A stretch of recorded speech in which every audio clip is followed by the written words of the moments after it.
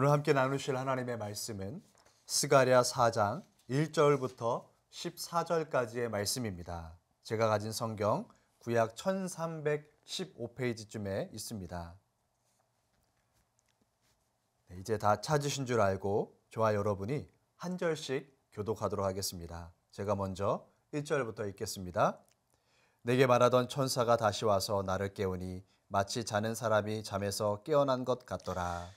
그가 내게 묻되 내가 무엇을 보느냐? 내가 대답하되 내가 보니 순금 등잔대가 있는데 그 위에는 기름 그릇이 있고 또 그 기름 그릇 위에 7 등잔이 있으며 그 기름 그릇 위에 있는 등잔을 위해서 7 관이 있고 그 등잔대 곁에 2 감람나무가 있는데 하나는 그 기름 그릇 오른쪽에 있고 하나는 그 왼쪽에 있나이다 하고 내게 말하는 천사에게 물어 이르되 내 주여 이것들이 무엇이니까 하니 내게 말하는 천사가 대답하여 이르되 내가 이것들이 무엇인지 알지 못하느냐 하므로 내가 대답하되 내 주여 내가 알지 못하나이다 하니 그가 내게 대답하여 이르되 여호와께서 스룹바벨에게 하신 말씀이 이러하니라.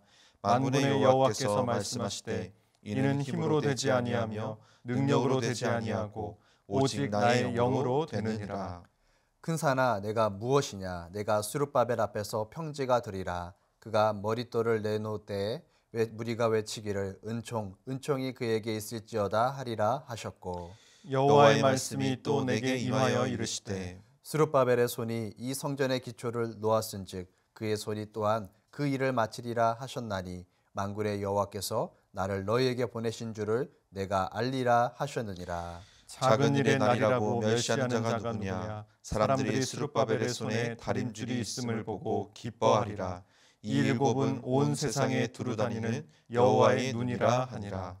내가 그에게 물어 이르되 등잔대 좌우에 2 감람나무는 무슨 뜻이니까 하고 다시 그에게 물어 이르되 금 기름을 흘리는 2 금관 옆에 있는 이 감람나무 2가지는 무슨 뜻이니까 하니 그가 내게 대답하여 이르되 내가 이것이 무엇인지 알지 못하느냐 하는지라 내가 대답하되 내 주여 알지 못하나이다 하니 이르되 이는 기름 부음 받은 자 둘이니 온 세상의 주 앞에 서 있는 자니라 하더라. 아멘. 오늘의 제목은 하나님의 영으로 담대하라. 하나님의 영으로 담대하라입니다. 하나님의 영이라는 것은 성령을 말하고 있습니다. 성경은 성령을 하나님의 영이라고 부르기도 하고 그리스도의 영이라고 부르기도 합니다. 이런 성령의 역사가 아니고는 우리는 아무것도 할 수 없습니다. 성령으로 충만해질 때 하나님의 놀라운 역사를 이루는 인생이 될 줄 믿습니다. 오늘 말씀을 통해서 성령님을 더욱 의지하는 시간 되시기를 축복합니다. 자, 그럼 도입을 위한 글을 먼저 살펴보겠습니다. 최승결 목사님 한번 읽어주시겠어요? 네, 도입을 위한 글을 제가 읽겠습니다. 성령을 추구하는 리더들은 눈에 보이지는 않지만 거침없는 성령의 바람에 전적으로 의지한다. 성령의 바람이 불지 않으면 리더들은 세상의 바람 속으로 방향을 잡고 들어가야 한다. 성령의 바람이 불면 등 뒤로 그 바람이 불게 하고 물결을 타면 된다. 원치 아니하는 곳을 향하여 가더라도 그 성령의 바람이 당신을 미래로 데려가도록 하라. 배가 바람 속에서 최고의 속도를 내면 돛대는 펼쳐지고 배는 글자 그대로 물 밖으로 들어 올려져 얇은 바람의 막에 쌓여 앞으로 전진한다. 선원들은 이것을 활수라고 한다. 그들은 언제 배가 활수하는지 안다. 그때가 되면 이른바 콧노래를 들을 수 있다. 당신의 삶은 언제 콧노래를 들을 수 있는가? 당신의 교회에서는. 선택은 당신의 것이다. 리더십은 좀 더 고상한 것을 단조롭게도 할 수 있고 콧노래로 만들 수도 있다. 모던 시대의 교회는 가라. 레너드 스윗입니다. 네, 감사합니다. 먼저 도입을 위한 질문을 함께 살펴보고 계속 이야기 나눠가도록 하겠습니다. 나는 성령의 바람을 전적으로 의지하며 살고 있습니까? 네, 김도희 목사님, 우리가 성령의 바람을 적극적으로 의지하고 산다는 것은 무엇을 말하는 것일까요? 도입을 위한 글을 보면 배가 바람 속에서 최고의 속도를 내면 돛대는 펼쳐지고 배는 최고의 속도를 내며 전진한다고 말하고 있습니다. 우리가 스스로의 힘으로 무엇인가를 하고자 할 때 아무리 애를 쓰고 힘을 내어도 좋은 결과를 내지 못할 때가 많이 있습니다. 그러나 우리가 성령님을 의지한다면 스스로 애를 써서 하는 것보다 더 큰 역사가 나타나게 된다는 것입니다. 그렇기에 지혜로운 성도는 전적으로 성령님을 의지합니다. 네, 우리의 삶에서 성령님을 전적으로 의지하는 신앙은 매우 중요합니다. 그런데 안타깝게도 우리 삶의 현실에서는 성령님을 의지하기보다 환경과 상황 때문에 절망하고 좌절할 때가 많이 있는 것 같습니다. 환경과 상황이 좋지 않으면 포기해버리고 불평과 원망의 말을 쏟아내기도 합니다. 상황과 환경에 관계없이 성령님의 도우심을 구하는 신앙의 성장이 우리에게 필요한 것 같습니다. 이 환경과 상황에 따라서 원망하지 않는가 살펴보는 것이 우리의 신앙에 있어서 참 중요한 기준이 되는 것 같습니다. 이 성령님의 능력을 힘입어 사는 삶이 어떤 삶인지 오늘 말씀을 통해서 우리가 조금 더 구체적으로 살펴보기 원하는데요. 우리 본문 질문 1번입니다. 하나님이 스룹바벨에게 말씀하신 것은 무엇입니까? 하나님이 주신 사명을 감당할 때 필요한 것은 무엇입니까? 우리 최성결 목사님께서 6절 말씀 읽고 대답해 주시겠습니까? 네, 제가 6절 말씀을 읽겠습니다. 그가 내게 대답하여 이르되 여호와께서 스룹바벨에게 하신 말씀이 이러하니라. 만군의 여호와께서 말씀하시되 이는 힘으로 되지 아니하며 능력으로 되지 아니하고 오직 나의 영으로 되느니라. 아멘. 스룹바벨은 1차 포로 귀환을 할 때에 유다 백성들을 이끌고 왔던 리더였습니다. 스룹바벨은 정통 유다 왕위를 계승할 수 있는 다윗의 후손이었습니다. 비록 그가 왕으로 등극하지는 않았지만 포로 귀환자들을 다스리는 총독의 임무를 수행했다는 점에서 정치적으로 매우 중요한 인물입니다. 스룹바벨은 성전 재건에 있어서도 매우 중요한 인물이었습니다. 당시 성전 재건은 사마리아와 주변 민족들에 의해 멈춰 있었습니다. 학개와 스가랴의 격려로 다시 성전 재건을 시작하였지만 또다시 방해하는 이방 민족들 때문에 과연 성전이 지어질 수 있을까라는 의구심과 두려움을 가지고 있었습니다. 하지만 하나님께서는 성전 재건이 사람의 힘이나 능력으로 되는 것이 아니라 오직 나의 영으로 되는 것이라고 말씀하고 있습니다. 하나님이 주신 사명은 사람의 힘이나 능력에 달려있는 것이 아니라 하나님의 영이신 성령의 능력에 달려있는 것입니다. 네, 성전 재건이라는 이 중요한 사명을 감당하는 것이 상당히 부담이 되었을 것 같습니다. 하나님의 부르심을 따라 사명을 감당할 때도요, 주변에 반대도 있고 어려움도 있습니다. 하나님이 주신 사명을 감당할 때에 나의 힘만으로는 불가능할 때가 더 많습니다. 나의 힘이 아닌 성령님과 함께하는 것, 그럴 때만이 하나님이 주신 사명을 우리가 능히 감당하는 것 같습니다. 자, 그러면 2번 문제 함께 살펴보겠습니다. 하나님은 큰 산을 향해 뭐라고 말씀하십니까? 나는 큰 산을 만날 때 어떻게 반응해야 됩니까? 우리 본문 7절 말씀을 읽으면서 우리 김동희 목사님 대답해 주시겠습니까? 네, 제가 7절 말씀을 읽겠습니다. 큰 산아 내가 무엇이냐 내가 스룹바벨 앞에서 평지가 되리라. 그가 머릿돌을 내놓을 때에 무리가 외치기를 은총이 그에게 있을지어다 하리라 하셨고, 이 큰 산은 당시 성전 재건을 방해하는 세력을 의미합니다. 이 16년 만에 성전을 재건했을 때 근처 지역의 총독인 다뜨네와 스달보스네의 방해가 있었습니다. 이 학개 선지자와 스가랴 선지자의 동료를 통해서 이 성전 재건이 시작되었지만 주변 민족들의 방해가 계속적으로 있었습니다. 스룹바벨은 16년 전에 실패를 경험했기 때문에 이러한 동일한 상황이 두려웠습니다. 그래서 스바냐 선지자는 스룹바벨에게 용기를 주고 있습니다. 스룹바벨 앞에서 평지가 되리라. 하나님께서 스룹바벨을 방해하는 모든 세력을 꺾어버릴 것을 말씀하고 있는 것입니다. 하나님께서는 약속의 말씀을 스룹바벨에게 주셨습니다. 그 약속의 말씀을 통해 스룹바벨은 담대하게 계속해서 성전 재건을 이어갈 수가 있었습니다. 그리고 마침내 모든 장애를 극복하고 성전 재건의 대업을 이루어내게 됩니다. 에스라 6장 15절을 보면 다리오 왕 제6년 이달월 3일에 성전 일을 끝내니라 라고 했습니다. 하나님을 의지할 때에 어떠한 장애물도 극복할 수가 있습니다. 우리도 내 인생에 큰 장애물, 큰 산을 만났을 때에 두려워하기보다 하나님의 약속의 말씀을 붙잡아야 합니다. 그러할 때에 큰 산이 평지가 되는 놀라운 기적을 경험하게 될 것입니다.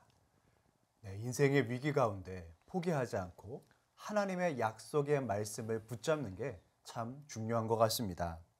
환경과 상황에 주목하는 것이 아니라 이 믿음의 눈으로 그 너머에 계신 하나님을 바라봐야 되겠습니다.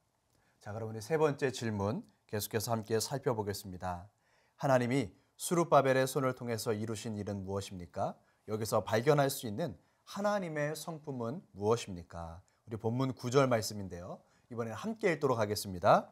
스룹바벨의 손이 이 성전의 기초를 놓았은즉 그의 손이 또한 그 일을 마치리라 하셨나니 만군의 여호와께서 나를 너희에게 보내신 줄을 내가 알리라 하셨느니라. 네, 최성길 목사님, 하나님이 스룹바벨의 손을 통해서 이루실 일은 무엇인가요? 하나님께서 스룹바벨을 통해서 BC 536년 성전 재건 작업을 시작하게 하셨습니다.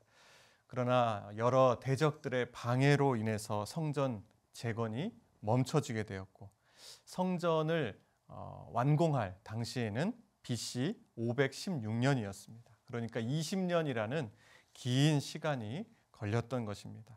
결코 짧지 않고 또 순탄치 않은 시간이었습니다.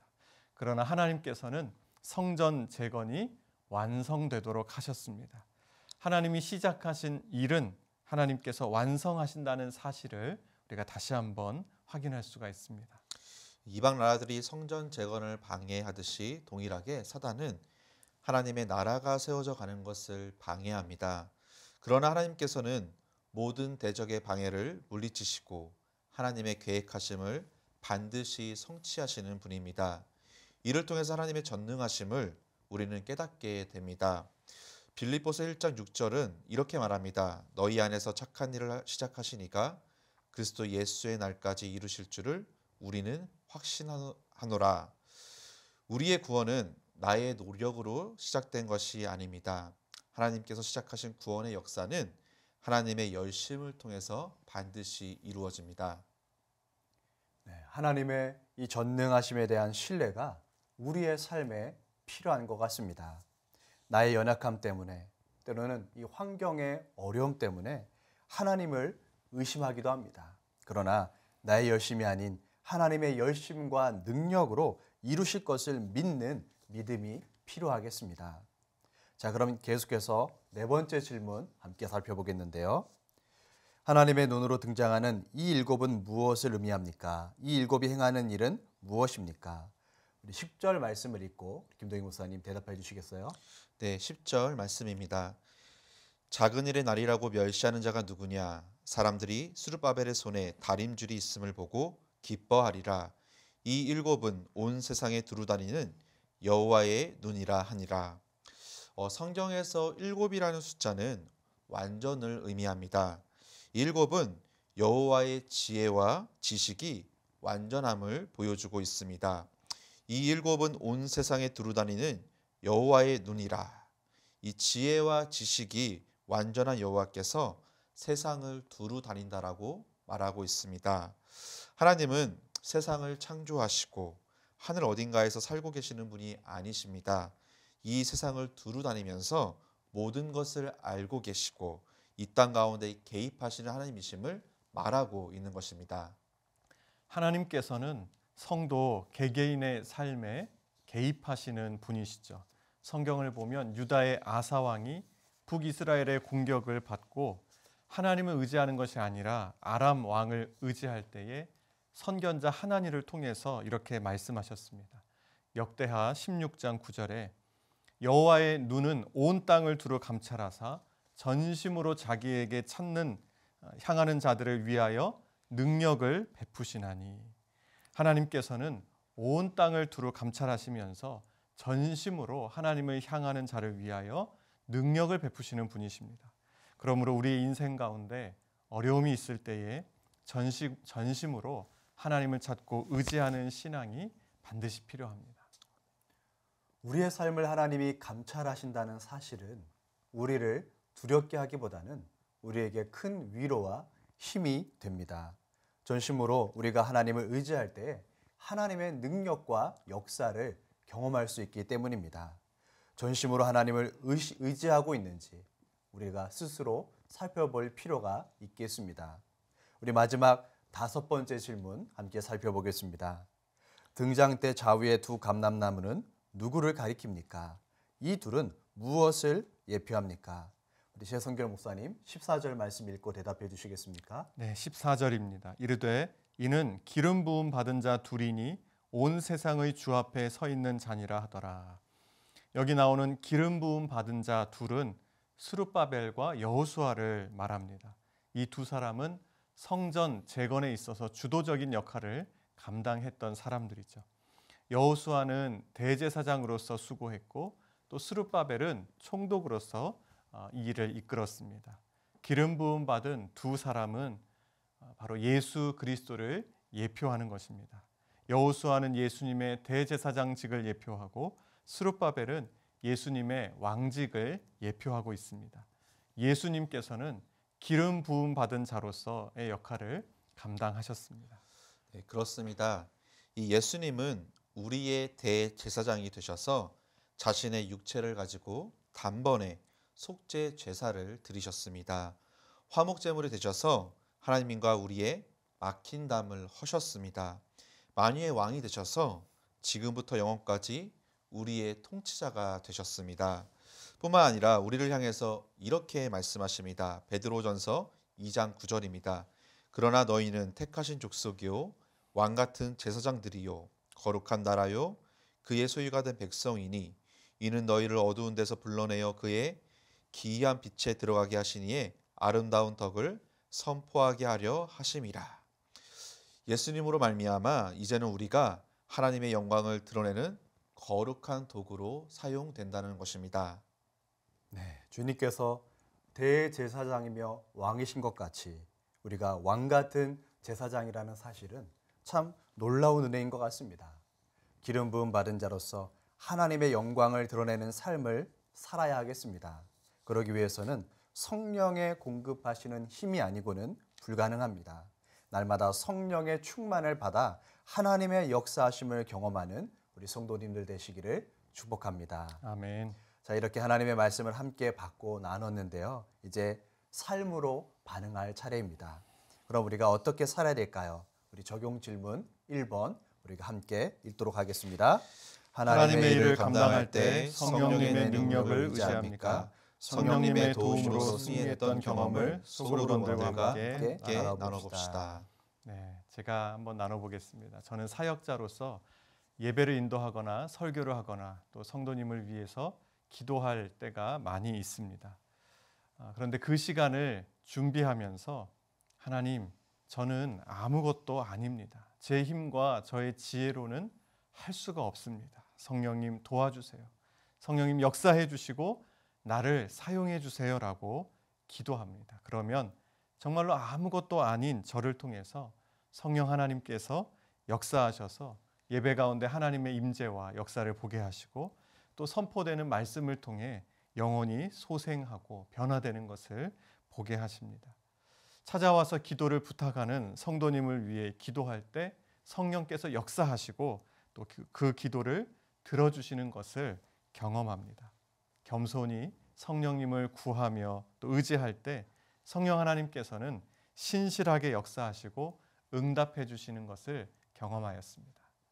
네, 같은 사역자로서 참 공감이 됩니다. 성령의 능력이 없으면 하나님의 사역을 감당할 수 없음을 매 순간 느끼게 됩니다. 겸손히 성령님을 구하며 하나님의 역사하심을 바라볼 때 놀라운 하나님의 역사를 경험하게 될 것입니다.